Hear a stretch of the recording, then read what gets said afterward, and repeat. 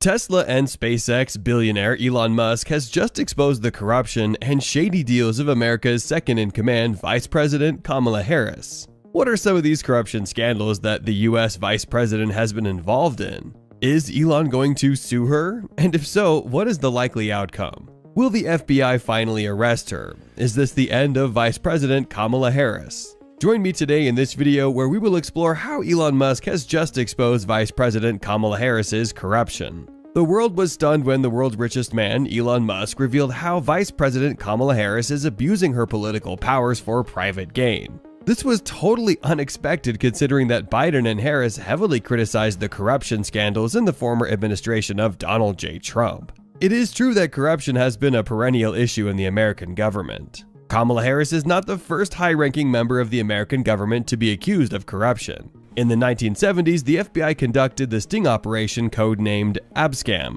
to uncover corruption in Congress. 7 members of Congress were convicted of bribery. The case of Kamala Harris is very similar to that of Spiro Theodore Agnew, who was the 39th Vice President of the US, serving from 1969 until his resignation in 1973. Spiro was accused of tax fraud and fined $10,000 and placed on 3 years unsupervised probation. At the same time, Agnew submitted a formal letter of resignation to the Secretary of State, Henry Kissinger, and sent a letter to Nixon stating he was resigning in the best interest of the nation. Nixon responded with a letter concurring that the resignation was necessary to avoid a lengthy period of division and uncertainty, and applauding Agnew for his patriotism and dedication to the welfare of the United States. After resigning in 1973, little did Vice President Spiro know that his boss and the 37th President of the United States, Richard Nixon, was going to follow in the next year. President Nixon was forced to resign after he was involved in the famous Watergate scandal, which simply refers to the burglary and illegal wiretapping of the headquarters of the Democratic National Committee in the Watergate complex by members of the President Richard Nixon's re-election campaign and the subsequent cover-up of the break-in, resulting in Nixon's resignation on August 9, 1974, as well as other abuses of power by the Nixon White House that were discovered during the course of the scandal. The exit of Vice President Spiro and his boss, President Nixon, over corruption allegations sparked a debate whether Vice President Kamala Harris will also leave office unceremoniously, with President Biden, who has equally been accused of corruption. Most people had a lot of hope and trust in the leadership of Kamala Harris during the campaigns and in her first days of office. But things have now changed after she mishandled the immigration issue. In her proposal, Kamala Harris came up with a plan of paying the prospective immigrants some money so that they can stay in their countries. This plan has been greatly criticized, with most experts seeing it as a way of bribing the immigrants. Critics argue that Kamala's efforts of trying to repair the poor immigration policies of Donald Trump have failed. In the 2015 presidential campaign, Trump made some rather controversial remarks about immigrants when he said this: "When Mexico sends its people, they're not sending their best. They're sending people that have lots of problems. They're bringing drugs, they're bringing crime, they're rapists, and some, I assume, are good people." Elon, being Elon, has unearthed Kamala's corruption scandals while she was serving as district attorney and later on attorney general for California. It is in the public domain that former California Mayor Willie Brown had extramarital affairs with Kamala Harris. Musk has now established that Ms. Harris benefited greatly in unwarranted appointments and promotions made by Mayor Willie Brown. This explains how Kamala Harris has quickly risen to the political ladder from being a district attorney, the attorney general, a senator, and now a vice president in such a short time. Elon believes that given the questions of the vice president's morals, she's not fit to hold the second highest office in America. Musk started exposing Kamala Harris and other top officials in the Democratic Party after their administration failed to recognize the role that Tesla is doing in the EV industry in America and beyond. In August 2022, Musk's Tesla was not invited to an EV summit that was held in the southern wing of the White House. The event was attended by other EV manufacturers such as General Motors and Ford, among others. The Tesla founder considers this move as being biased and divisive. Musk strongly believes that all EV companies should work towards a common goal of promoting the sustainable production and consumption of energy. Though Tesla is the leading EV maker in the world, its CEO Elon Musk has made the automaker's patents public, which are open for use by other EV manufacturers. As such, the multi-talented CEO does not just understand why the Biden-Harris government is embracing other EV companies while ignoring Tesla. which is arguably the leading EV company in America. When White House Press Secretary Jen Psaki was asked why Tesla was not invited to the White House EV event by reporters, she responded by saying that Tesla was ignored because it is not unionized. Elon's Tesla is yet to join the United Auto Workers Union, an organization that the Tesla owner considers to be full of corruption. Regardless of great opposition that Tesla is facing from the Democratic Party, the EV maker has beaten all odds to be a big success. It is the only auto company that has attained a market cap of more than $1 trillion. It is unfortunate that the Biden-Harris administration is frustrating Elon Musk's Tesla. Despite the partnership between Elon Musk, SpaceX, and the U.S. Space Agency, NASA, the Biden-Harris administration has failed to recognize the wonderful work that SpaceX is doing. Currently, SpaceX is working on the Artemis 3 program that will help put the American astronauts on the moon. Besides, the American astronauts have now ditched the Russian Soyuz capsules for the SpaceX Dragon 2 spacecraft as their means of traveling to the International Space Station. It does not stop there. SpaceX plays a critical role in national security by launching spy satellites for the Pentagon. It is unfortunate that while millions of people around the world are celebrating the success of Elon Musk, the top executives in the country, President Biden and VP Kamala Harris, are totally ignoring the tech genius. Could this be why he's exposing their scandals? In fact, it had to take Elon's mother, May Musk, to remind them in a tweet that reads, sharing this remarkable achievement with Joe Biden, POTUS, VP Kamala Harris, who are completely unaware of the world's most advanced rockets and spacecraft. It is interesting that Elon Musk has joined the Republicans in exposing the corruption of Kamala Harris, who is a leading Democrat. Some time back, you could not think of Elon Musk attacking a Democrat, but the tech billionaire was forced to change the tune after the Democrats tried to frustrate his bid of buying Twitter. Musk made his revelation in a tweet that reads, "In the past I voted Democrat because they were mostly the party of kindness, but they have become the party of division and hate. So I can no longer support them and I will vote Republican. Now watch their dirty tricks campaign against me unfold." Despite the attacks against him, Elon Musk has beat all odds to finally buy Twitter for $44 billion. In a tweet, the tech mogul had promised to stay focused and determined, as seen in his tweet that reads, "The attacks against me should be viewed through a political lens. This is their standard, despicable playbook, but nothing will deter me from fighting for the good future and your right to free speech." In the end, Musk had the last laugh as he is now the official Twitter owner. It is interesting that Elon unbanned former President Donald Trump on Twitter at a time when the former commander-in-chief wants to vie for a second term in office as America's #1. There's a general feeling among the Democrats that President Biden may not be the best candidate to square it out with Donald Trump for the top seat, despite the many corruption scandals linked with Kamala Harris. Very influential and senior members of the Democratic Party believe that Kamala Harris is the best placed candidate to take over after President Joe Biden. It is important to remember that Kamala Harris had launched her presidential campaign on the 27th of January 2019, before she prematurely suspended it in December of the same year. It will be a big loss for Ms. Harris if the alleged corruption scandals against her are found to be true by the courts. In the meantime, the FBI has a role of conducting thorough investigations. On the contrary, if she is acquitted, Kamala Harris will be a strong contender in the 2024 presidential elections in America. If the VP wins the 2024 election, she will be the first woman to occupy the White House as president. The question in the mind of most Americans is whether VP Kamala Harris will be exonerated from the corruption charges which she's facing. Although technically they are not charges, just rumors of charges. Will she be the third vice president to resign after the 39th VP Spiro Theodore Agnew in 1973 and the 7th VP John C. Calhoun in 1832? I don't believe the vice president cares. I don't believe the vice president is interested in the truth. That's the section everyone's freaking out about, especially Kamala Harris. Kamala Harris stands under the spotlight, her stance indifferent to truth. A political operator navigating the maze of half-truths and ambiguity. So shame on Democrats. You should care more about your country than you do about protecting the man that's the head of your party. And quite frankly, it surprises me because I don't really think they want him to be the head of their party. They just don't want Kamala. So I think that's why you continue to see this bubble wrap around the big guy, the brand, so to speak.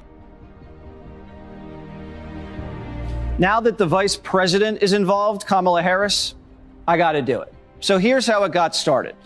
Florida's Board of Ed came out with their new Black History curriculum. Primetime looked at the curriculum. It's rigorous, it's in depth, it should be like that.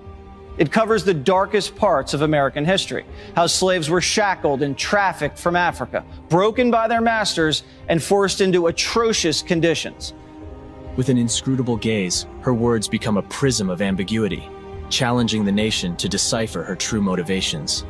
Well, Biden has Kamala, and while the Biden administration works behind the scenes to repair the vice president's public image ahead of the 2024 election, our so-called border czar, well, she hasn't made much progress in fixing our immigration crisis.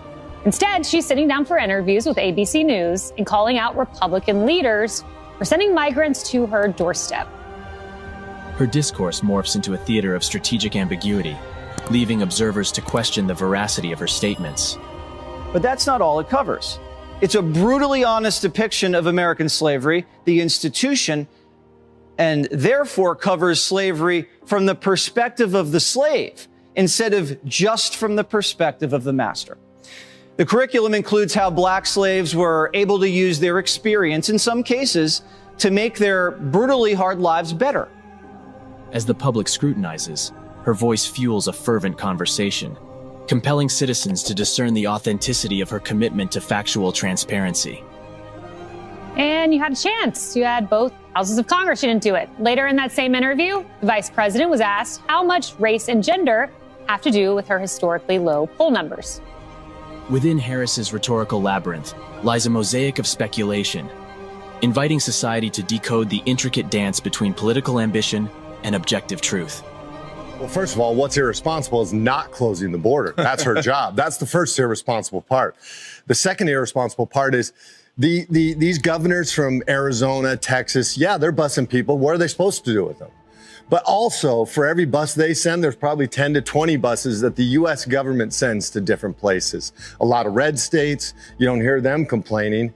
And they're also bringing them right here to New York and other places like Chicago. So it's not just the governors, it's actually their government as well.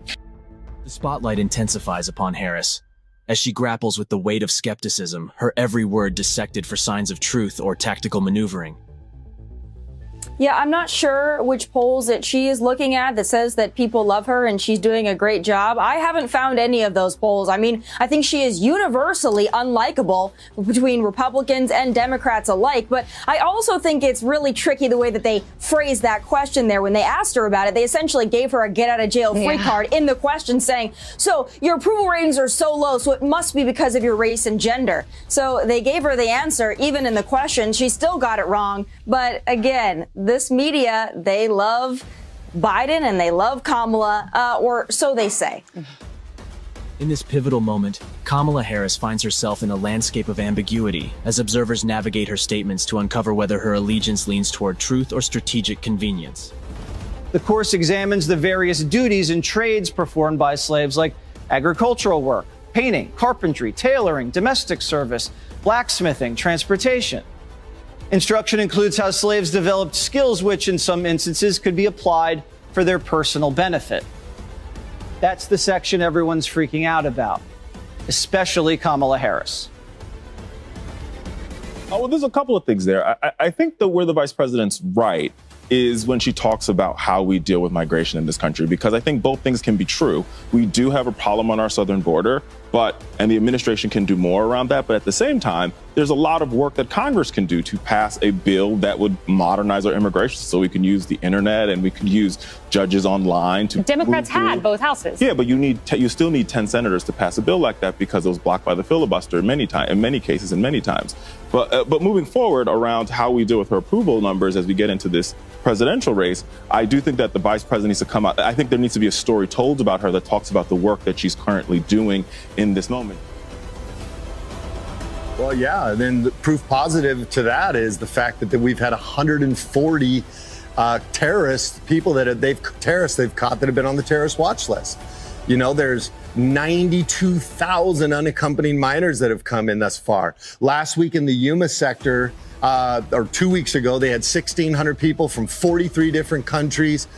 We've had 33,000 Chinese nationals. I know I'm spitting out a lot of statistics, but we need them. That just shows you it's not what it used to be. Yeah. We got people, this is a global thing. Yeah. We've got people coming here, and a lot of these folks do not have good intentions. And for those that do, we have a legal process for them to come into this country. They don't follow it. So there's a fierce and growing debate over Florida's new Black History curriculum. Vice President Kamala Harris has put herself right in the middle of it.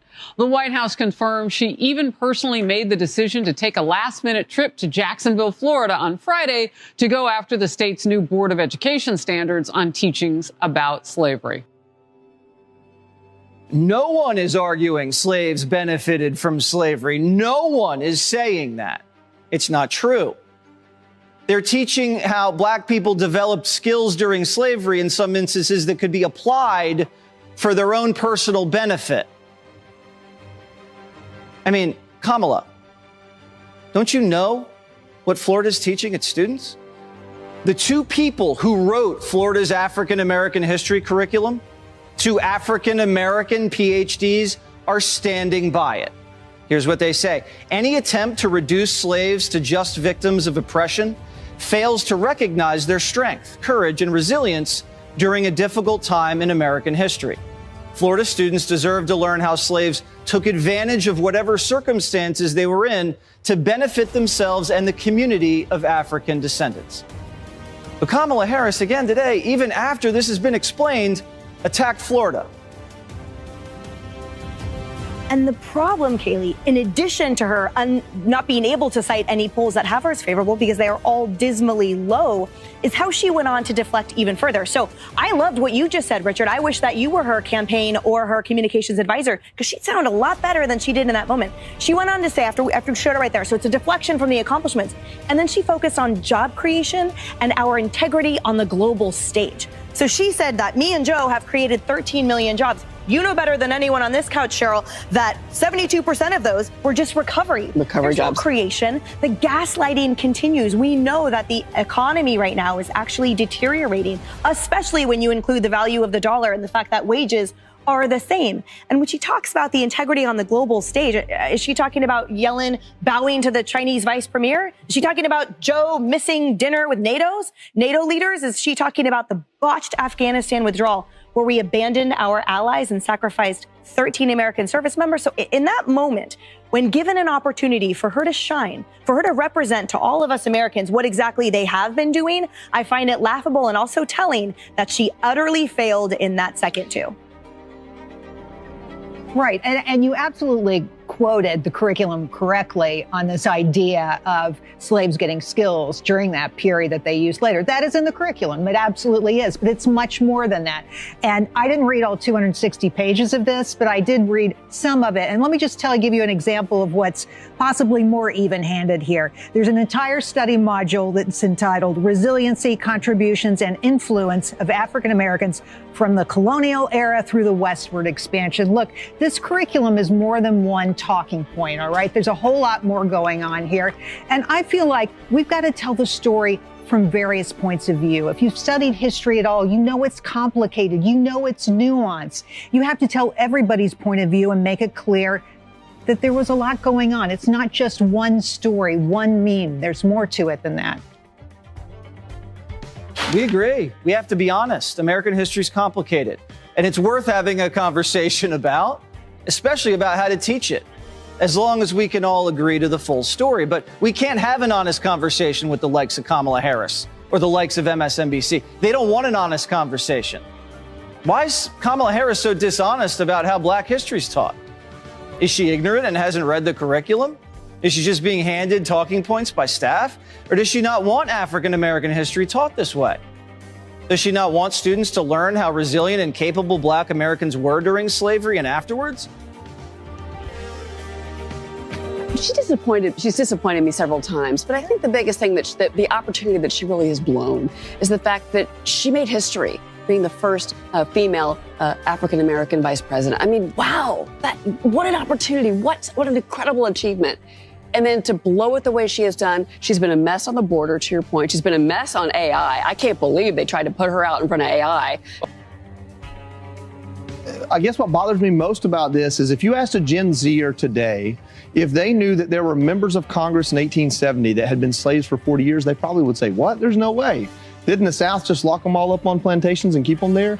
And the pushback here is you have to tell the full story. The idea that Reconstruction was as terrible as it was, not just because the South treated former slaves badly, but because the North treated who was left in the South badly. And I'm not saying they were victims. I'm saying that bad stuff rolls downhill. And the politics influenced how the people were treated. And so you have to tell the entire story of Reconstruction, the entire story. What liberals would have us believe is that we went from fighting the Civil War to we didn't start recovering until the 1960s. They would not have us believe that for 100 years we were moving in the right direction, not in the right place, but moving in the right direction. I know this because I grew up in Georgia and had to learn things like the Emancipation Proclamation didn't free slaves. Because the point of the Emancipation Proclamation was politics. And politics is the root to all evil. This entire curriculum shows you that there was slave trade in the Caribbean, there was slave trade in Africa, there was slave trade in Asia, there was slave trade in Europe, and there was slave trade in South America. At the same time, there was slave trade in the US. And I believe that liberals would have our youngest believe that we were so evil from our inception, we were the only ones doing evil. It's not to excuse our evil, and by all means, slavery is evil.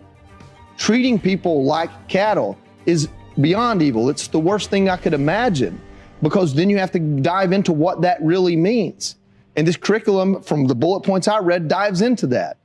This specific point she pulls out of, I think, 94 curriculum points, from my understanding, was pointed towards saying this is what slaves had to work with once they were freed. And secondly, this reminds me of the Don't Say bill, where we completely mischaracterize for our own purposes what is happening in the state of Florida. I don't believe the vice president cares. I don't believe the vice president is interested in the truth about the curriculum. The vice president is more interested in creating a wedge. It is essential that if we have courses on America's history, that we tell the whole story. And the whole story about slavery is one that slavery began eons before the existence of America. It's also true that from 1500 to 1700, there were more Europeans being held as slaves than there were blacks. It's also true that it was unjust and unfair when it happened in America. But America, like the whole Western society, ultimately rejected it. And now to be black is to be an American, one of the most successful opportunities for any human being on the planet. So I guess we have that going for us for 10 days. Look, you talk about disappointment from the Vice President Kamala Harris. I thought she missed a great opportunity right then. And by the way, that was such a setup question from the reporter. Like, oh, is it because you're black and you're a woman? She easily could have said, no, it's not because of those things. No, it's not because I'm biracial, Indian, black, and that I'm a female. I have work to do. How about acknowledging what hasn't worked? Taking some of those knives out of the hands of the woke folk and saying, no, it has nothing to do with my gender or my race. We had real problems, and I tried to lean in, and I haven't succeeded, but I'm not going to give up. And then I'd lean on Richard for some of my talking points that you were giving earlier to come forth with maybe some of the ideas that you would have. Yeah. I mean, this reporter is like pulling from 1956. Well, do you think it's because you're a woman that you're not doing well? I mean, come on. She could have owned that moment. She could have, but she didn't. So I'm right there with you. I'm disappointed as well, just for different reasons. Well, of course, she's trying to score points. You mentioned the resilience of people. Black Americans have been highly resilient, just like the pioneers that came to this country. Black Americans, even during the depravity of slavery, were able to take the skills that they had to acquire assets and resources that they often used to pay, to free their spouses or the mother of their children, or even some of their children. In fact, a real narrative of slavery in America will also mention that some 10 to 12% of all slaveholders in America from 1790 to 1850 were black. Again, we need a whole story, not one that divides us. Kamala Harris is either dumb and didn't read anything about it, or she knows the truth and has decided to lie to the American people about it. I don't think she's going to get a score at all because everybody knows she's lying. And I just have to ask the African Americans watching right now, what's it like to be lied to by Kamala Harris? Kamala Harris stands on a precipice, her statements painting a perplexing picture, either an enigma of ineptitude or a labyrinth of lies. The big story tonight, Kamala Harris has a new gaffe to add to the reel, and this time she seems to single-handedly undo her boss's Bidenomics push. You know, Biden's agenda where he claims he's bringing the economy back from ruins. I mean, Kamala Harris is just giving us all the talking points we want in the Trump campaign. She's a walking gaffe machine. You know, but she's telling the truth, Stephen. And she's telling the truth. That's true. So if you look at, for example, the new credit card data shows now for the first time Americans have $1 trillion of credit card debt for the last 3 years, or 2.5 years, that is. With an unyielding gaze, her words become a focal point of scrutiny, demanding clarity in a sea of confusion. While Joe Biden lounges at the beach, Kamala Harris gets to pretend to be president. Looking at her meeting here with the foreign leader, I think that's the Mongolian leader. Love the Mongolians. Tomorrow she heads to Wisconsin, and Friday she'll try to spin the monthly jobs report.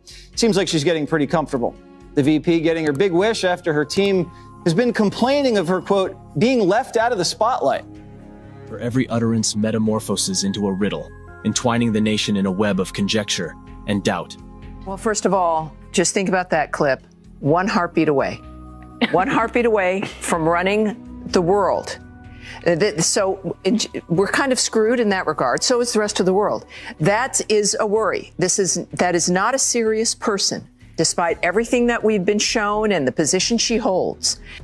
As the public watches, her discourse triggers a fervent dialogue, prompting citizens to unravel the enigmatic layers of her statements. People have lost about $4,000 in purchasing power because inflation has been running so much faster than people's income. So there is a middle-class squeeze going on. And you're exactly right. You know what Kamala Harris did yesterday? She accidentally told the truth. Yes. People are strained. Within the labyrinth of Harris's communication lies a mosaic of interpretation, inviting the nation to decipher the true intentions beneath her words. And we have to keep that in mind. And look, part of being a good citizen and a patriot is recognizing you might not like people who are serious, but there are serious people and unserious people. But though that statement, it kind of reveals the entire scheme from the Democrats. They create an economy where no one can really go and have any kind of extra money or discretionary spending. People do go now more from paycheck to paycheck, that maybe you can't get another credit card and the cards are all maxed out. That is a Democrat policy base. That is the Democrat agenda, to where you can't go somewhere to go to a rally. You can't give money to your favorite candidate. You can't go traveling to not burn out, where you think you can make your life work without the government's help. They create that, and then they put themselves up as the hero for the woman who has to feel she has to get an abortion because she thinks about, can I do this? And she doesn't have the money. She's already working 2 jobs. And most abortions happen because it becomes an economic issue. And then it's the Democrats are your champions. We'll give you the money to go get that abortion because everything is so bad and you can't afford it and you can't live your life with a child. But trust us, we'll get you. So we become, of course, victims of this entire process. And how dare she is the first woman in that position, and how dare everyone who facilitates this, because women's lives, the lives of people of color on the margins, are destroyed first.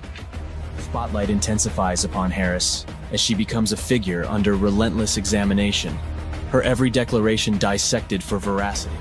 I mean, obviously, it's the $6 trillion spending spree. Yes. I believe that Joe Biden has been the most financially reckless president in American history. And when you spend and borrow that much money, you're going to have inflation. And one other thing about this, you saw the other day that Joe Biden said, prices are coming down. Prices aren't coming down. It's just the inflation rate is lower now.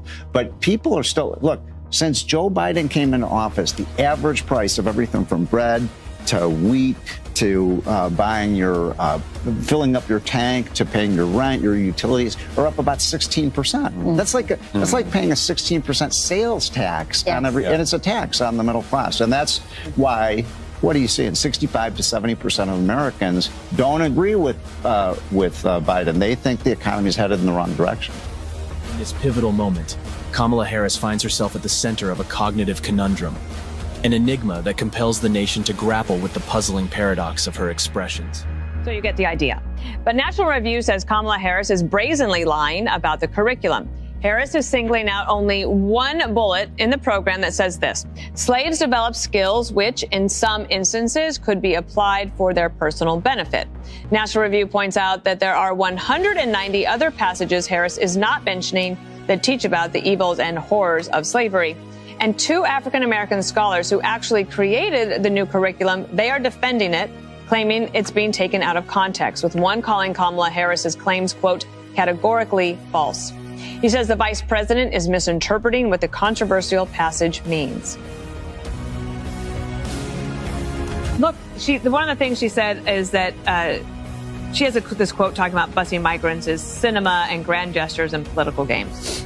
Okay, well, one, a lot of politicians do that. You host events so that you can do that. But on busing migrants, like, she was supposed to be in charge of immigration. Yeah, and she's Greyhound. That was a very good one. I think that she's going to be elevated by both sides, okay? Because the Republicans want people to know that if you elect Joe Biden and he's 80 and not in good health, then the likelihood of her becoming president during the next 4 years is higher than you would want if you're a Republican. But the Democrats also need to elevate her because she's dragging down Joe Biden's numbers. And they need her, and especially because they're concerned about the black vote not turning out, they need her to have a more visible presence on the campaign trail. So you'll see more of her, which will be great for the 5. Ron DeSantis knows that this is bad for him because his first response was, I didn't do it. I'm not involved in it. We do know that it's a response to his 2022 act, the quote, Stop Woke Act. And we also know that the type of people who are in charge of this overhaul, maybe not Dr. Allen, who you're going to have on tonight, or someone like Kim Daniels, who's on tape saying, I thank God for slavery because without it, I would be in Africa worshiping a tree. She's also an anti-Semite. She threw in that Jews own everything, which is a classic trope. But the Florida Department of Education released a statement in response to Kamala Harris's speech saying, she's got it totally off base. It includes, I think, 16 examples of these slaves that learned their skills while they were doing this. And Joshua Stein from Georgetown pointed out that it's riddled with inaccuracies. So first of all, they say James Fortin as an example. He wasn't a slave. He was a sailor in the Revolution. Then we've got a couple of your blacksmiths, by the way, who were not blacksmiths at all. Ned Cobb, he was a sharecropper who became the head of the Alabama Federation Sharecropper Union. An amazing example of achievement. Lewis Latimer as well. He was called a blacksmith slave in the Florida Department of Education piece, but he was an inventor who ended up getting 2 patents and was hired by the Edison Company. I think it's interesting also that I don't think that she purposefully undermined her boss when she made that comment. Right. I'm not sure. Maybe she did. I mean, she has a history of undermining Joe Biden, as we know from the early debate stage. But I think, again, it's that she has these slips because she's not prepared for the job. But, Jason, I want to ask you about this because, as Tammy mentioned at the outset here, everybody is wishing Joe Biden health and wellness because we're very concerned that that could potentially be our president, and he's running again. So I think Democrats, we know from polls, only 13% of Democrats want Kamala at the top of that ticket. So I think the Democrats have really backed themselves into a corner here. Can they get out of it, or are they have no choice but to run Joe or Kamala? It's weird. It's like the media wants you to believe the Osmond brothers came up with a curriculum, that it was all evil white people. It's actually, that's why they keep saying Floridians, because then you don't know what race it was. Again, though, I sound like a broken record. This is not a real story at all. This was completely made up. It was snippet journalism. Once again, she took one piece out of a huge thing and turned it into some kind of screed against racism and all this other stuff. It's not real. She sounded drunk. but I often sound drunk at times. You know what I hate most about this? That we all have to do the work that Kamala was supposed to do. So she comes out there, she lies, she did no preparation. What happens? Every fool like me this weekend has to read the curriculum. I'm exhausted. I wanted to play. I wanted to hang out with my dog, but it does gross you out. I think I get grossed out when I see this because I imagine how much a better country we'd be if people didn't go on this crazy fake we're a divided country BS. I think we need a colorblind summer. You know, how much better everyone would feel if blacks didn't feel oppressed because the media told them to, and that their coworkers and their classmates weren't seen as oppressors because they happened to be white. That would be really nice. This was not the administration we were promised, right? We were supposed to have, by old Joe, everybody was supposed to get along. Everybody. Now all it is stuff like this to create division. Right? We now have to feel guilty at all times about who our ancestors were. And we're always going to be the target, And that's apparently keeps them out of trouble. But I feel like the Biden family is trolling Kamala. Did you see that rumor in the Post? It's great. It's Joe Biden's sister, otherwise known Valerie. as Big Gal. Big Gal. I thought that would get him. Oh, yeah. Anyway, 10%. she is pushing Meghan Markle. Yeah. Oh my gosh. She's pushing Meghan. You know that's upsetting Kamala Harris. When the president's sister is saying, you know who would be a good president?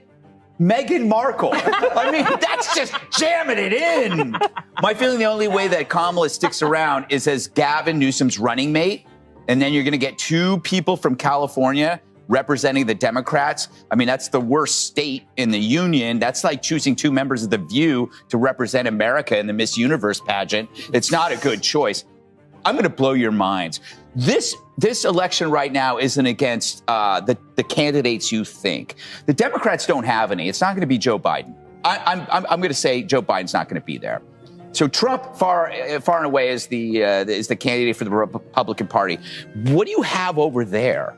What do you have over there? You have a machine, right? It's a political machine. So it's Trump versus the machine. And he's raging against this machine, right? It's a political beast. It's corrupt. And it punishes those who won't obey. That's the real race. Him versus this monolith that is trying to destroy the average American. I don't think she's going to get a score at all, because everybody knows she's lying. And I just have to ask the African Americans watching right now, what's it like to be lied to by Kamala Harris? What's it like to be lied to by these buffoons on MSNBC who didn't read the curriculum or The View, have no idea what the story is, have no idea what's going on down in Florida, and they act upset. They act enraged on your behalf based on a lie. I have the African American PhD we just heard from, Dr. Allen, who's going to be on the show tonight. I mean, he says this right here. This is well documented among historians. This is historical fact that slaves did develop skills while they were enslaved and then used those skills as blacksmiths, as in agriculture, tailoring, in the shipping business, to then use to benefit themselves and their families once they were freed. That's not controversial. And it actually speaks to the resilience and the aptitude of the enslaved African Americans who were at the time able to better themselves and able to improve their situation, despite brutal conditions, horrific and abhorrent conditions. The guy says this in the statement after blasting Harris: the attempt to reduce slaves to just victims of oppression fails to recognize their strength, courage, and resiliency during a difficult time in American history. They put her out there so many times, and she tries so hard, and it's like she just can't do it. And the question that she constantly gets from reporters is, isn't this because America is racist and sexist? Mm-hmm. And she actually could do herself a big favor by saying, no, actually, I'm in this position because I'm a qualified woman who has something to offer Americans, whether it's my experience in California or my desire to solve these problems that she's not solving. But she could actually turn that question over and help herself with that. But this is the reason why Nikki Haley says that they're running against Kamala Harris. They're not running against Joe Biden. And I would watch Gavin Newsom, because I wouldn't put it behind him or past him that he wouldn't start going after Kamala Harris. Because she thinks that she's entitled to this position, even though she couldn't get a single vote in the Democratic primary when she ran for president. And Gavin Newsom wants it, and he's not going to let her just take it, especially since her approval ratings are so low and she's not very good at the job. This is probably the most rigorous African American studies curriculum I have ever seen. I mean, this goes back pre-Atlantic slave trade. This goes to the Quakers, the abolitionists, the cotton gin, post-Reconstruction, all the way up to the present. This should be taught in every single middle school, high school in the United States. This is the best of the best created by African American scholars in the state of Florida. And Kamala Harris is either dumb and didn't read anything about it, or she knows the truth and has decided to lie to the American people about it. I think it's disgusting. And why doesn't Kamala Harris want African Americans and white Americans to know that Black Americans did learn skills despite being enslaved? Why doesn't she want them to learn that? So I'd always preface by saying, if these trends continue, most countries will dwindle into insignificance. Hedonism is not an option. We're going to get destroyed by Hannibal. When a civilization is under stress, there's very little hedonism that takes.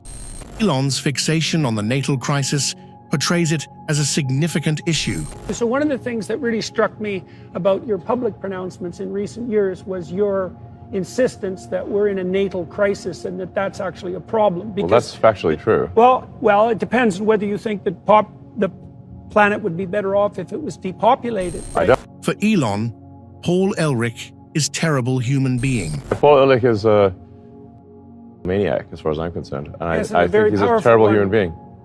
Yes, and he's never admitted that he was wrong. And he was unbelievably wrong. He made a famous bet. You know the bet. I hate Paul Ehrlich. I just want to be clear about that. I think he's terrible, and his books have done great damage to humanity.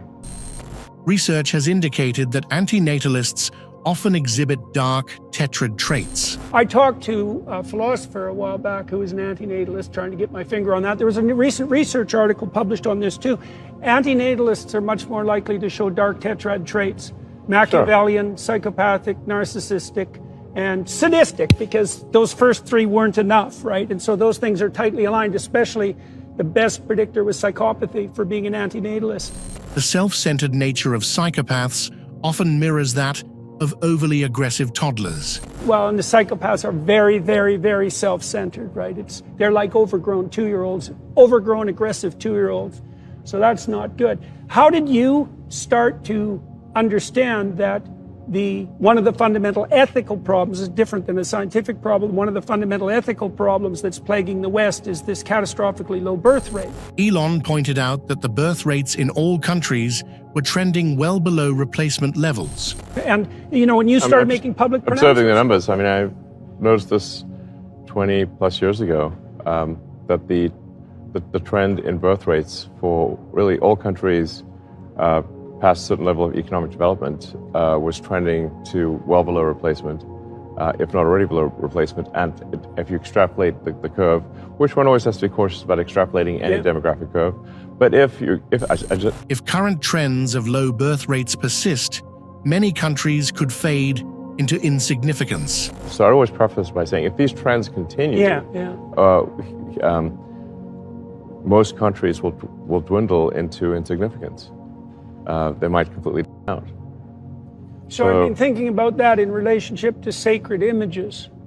Okay. Okay, well, the sacred image of masculinity in the West is a crucifixion, but a man who's crucified. But the sacred image of a woman isn't a woman. The sacred image of a woman is a woman and an infant, right? It's a dyad and not a monad. Sure. Right. And in the Christian view, those two images, you know, they vie for supremacy, right? I mean, obviously, Christ is the superordinate image, but Mary as the mother of God is the female equivalent. And so one of the things I've been playing with at an axiomatic level is the notion that unless the feminine is conceptualized as the combination of female and infant, then the culture has lost its attachment to the traditional sacred images and is probably on its way out. Yeah. I think there's an argument that when a culture loses its religion, that it starts to become antinatalist and decline in numbers and and potentially disappear. So I've got a hypothesis about that. You tell me what you think about this. So I've been working this out in my next book, which is coming out in November. So it's an analysis of biblical stories, and in a way it's an attempt to solve the alignment problem. Okay. Okay, so imagine this. Imagine that there's a unity of moral purpose that is conceptualized in the traditional writings as what should be put in the highest place. So it's God, and in the final analysis it's ineffable. But it is a fundamental unification, monotheism. Okay, now here's a hypothesis. When that collapses, two things arise to replace it. Okay, one is the striving for power, and the other is the untrammeled, what would you call it? The untrammeled dominion of hedonism, and especially on the gratification side. Without ultimate unity, the result could swiftly dissolve into competition between the next two contenders for dominatio.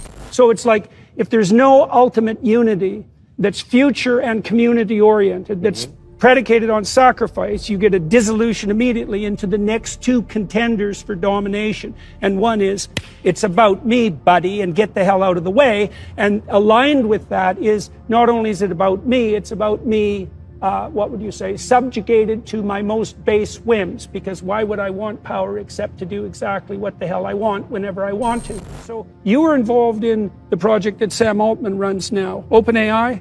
I was one of the principal co-founders of OpenAI. In fact, I named it. Yeah. So what the hell happened? It was my idea. What happened? Well, I started off. The origins of OpenAI are that I was very close with Larry Page, who's one of my best friends, and in fact, I'd stay at his house because I'd spend half the week in the Bay Area running Tesla and half in LA running SpaceX. And for the longest time, I never even had a house in the Bay Area. I would just stay at friends' places. If they had a spare room, I'd stay there. If they didn't, I'd sleep on the couch. And I found it actually to be I think it's very funny that you stayed on the couch. I think that's very funny. Yeah. I'm not stay on the couch that often, but it was. But I didn't have a house for more than a decade, so I would just rotate through friends' places, which is a great way to catch up with friends. Yeah, right, right. And so I would have these conversations with Larry Page long into the night about AI safety, and I just grew increasingly concerned that Larry was not sufficiently concerned about AI safety. And at one point, he did call me a speciesist. Yes, you are one. Yes. Mm-hmm. Yes, it's, I guess, correctly labeled. Yes. And it's kind of like he fully admits there were other people around when he did that, and nor does he attempt to deny it. That I'm a speciesist in favor of humans instead of as machines. lice compared to lice, for example. Well, no, more like relative to digital intelligence. Oh, yeah, that's even worse. His view is that digital intelligence should be... Uploading our minds to computers would effectively turn everyone into robots. If I'm not misspeaking, is that ultimately we will all upload our minds to the computer and everyone will just be robots. Yeah. And for a while, there's not much difference between that and the humanity. Well, yeah, I think that's... Because whatever we'd be then, it wouldn't be what we are now. Right. And that, and if we pay a price for what we are now, and that's the price of our intrinsic limitations, and that is a difficult, bitter, let's say, pill to swallow. But I also think, so I've thought recently, how do you know that something's real? I said, makes things real. Sure. And so if you eradicate, it seems to me that on some fundamental level, you also eradicate reality itself. So, yeah, and I haven't figured out the connection there is an important, it does play an important role, because I think you really could evolve humans to live much longer, or most creatures live much longer, but there's, over time, evolution, as I do believe in evolution, has found that it's better for organisms to have a finite life, and that brings renewal, essentially. Mm-hmm. And I think we do need to be cautious about trying to solve longevity in a in sort of a live forever type sense, because I think our society, our culture would ossify, and the people in power would always remain in power. As far as I know, every civilization that has experienced prosperity has had a decline in population. There may be a few exceptions. Perhaps people can enlighten me. I'll look at the comments on this interview to see perhaps what I can learn. When civilizations hit their stride and get all prosperous, birth rates tend to drop. But it seems that, from what I've read,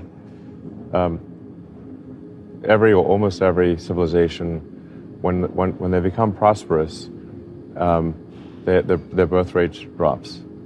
You think that's the consequences of the emergence of something like a non-punished hedonistic egocentrism?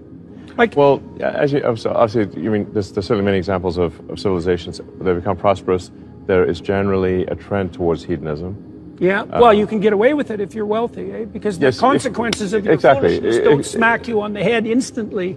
Precisely. So, if you're a civilization under threat, like let's say if you take, say, Rome, when they were trying to not get by Carthage, and they had Hannibal running around marauding Italy, they didn't have time for hedonism. Right. Hedonism is not an option. We're going to get destroyed by Hannibal. The chips are down. And when a civilization's under stress, there's very little hedonism that takes. I would tell it in a different way than Isaacson, because Isaacson, who I think is an excellent biographer, is nonetheless looking at things through his lens, and wasn't there at the time. Right, of course, of course. Well, one of the things that stood out for me, too, though, from that, and I would like your comments about this, was the rough details of your childhood. A lot of physical altercations, and a lot of, I don't know exactly how to characterize. Altercations. I mean, I was almost beaten within an inch of my life at one point. Right, that counts. Yeah. That definitely counts as a wasn't physical just altercation. a few blows here and there. Yeah. So what did that? Okay, why aren't you bitter about that? People often choose the path of vengeance. Because that's a pathway that people take. I think that there are one can take, and often people do take, the path of vengeance. Yeah, that's for sure. Yeah. So, or that's what antinatalism is. Yeah, to feel that the world has treated them unfairly, and that they will visit upon the world that which the world has visited upon them. And so, and justify it by recourse to the reality of their own suffering, exactly, which is often intense, right? Yeah.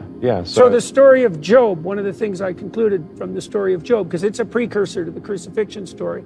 So Job makes two decisions. The first decision is that no matter how terrible things become for him, he will not lose faith in himself. And the second is, no matter what horrors are visited on him by Satan himself, he will not lose faith in the, what would you say, in the spirit that gave rise to the cosmic order. Elon Musk is dropping a ton of cash to boost Trump's election chances. Are you shocked at the fact that you're donating a substantial amount of money to facilitate Trump's election? Is that something you would have believed in the realm of possibility, say, 5 years ago?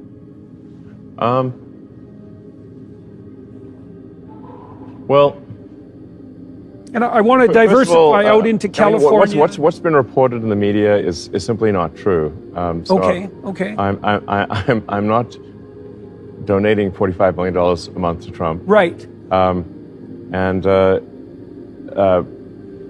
what I have done is I have created a PAC or super PAC, whatever you want to call it. Yeah. Which is, I simply call it the America PAC. And do you want to tell everybody who's listening what a PAC is? Because people it's don't know. It's a political action committee. Yeah. It's an organization. It's sort of a legal entity that can receive funding. That funding can then be used to help with political campaigns. Yeah. Okay.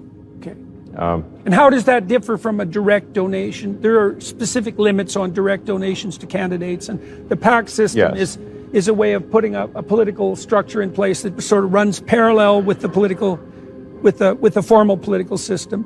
And so, yeah, you can donate money directly to candidates. That amount is fairly small. Yeah. Then there's, and you can donate a lot more money to a political action committee or a super PAC. There are various rules that govern the operation of PACs and super PACs, but it certainly allows for a lot more money in the system than would otherwise be possible. Right, right. And these are used, to be clear, on the Democrat and Republican side. Yes. I actually think that... Right, so it's an open playing field on the PAC side. What might Elon Musk be hoping to accomplish by making this donation? What are you hoping to accomplish with this, and what's the PAC called? It's called the America PAC. America PAC, okay. Yeah, well, that's easy to remember. It's very easy to remember. Yeah. And it's actually, it's not meant to be sort of a hyper-partisan PAC. It's actually, the core principles of this America PAC are, the intent is to promote the principles that made America great in the first place. So I wouldn't say that I'm, for example, MAGA, of Make America Great Again. I think America is great. I'm more MAG, Make America Greater. And there's some core pillars, some core values that have, I think, made America great. Could you elucidate those? So one of them is being a meritocracy. As much of a meritocracy as possible, such that you get ahead as a function of your hard work and your skill, and nothing else. Which is why I would be opposed to, for example, things like DEI. Adrian Wooldridge documented the fact that the alternative to meritocracy historically is nepotism and dynasty. Absolutely. It's not equity. It's not equity, correct. It's nepotism and dynasty. Exactly. Right. So that's very much worth knowing. Okay, meritocracy has its price because it's a severe judge, but the alternative is nepotism and aristocracy.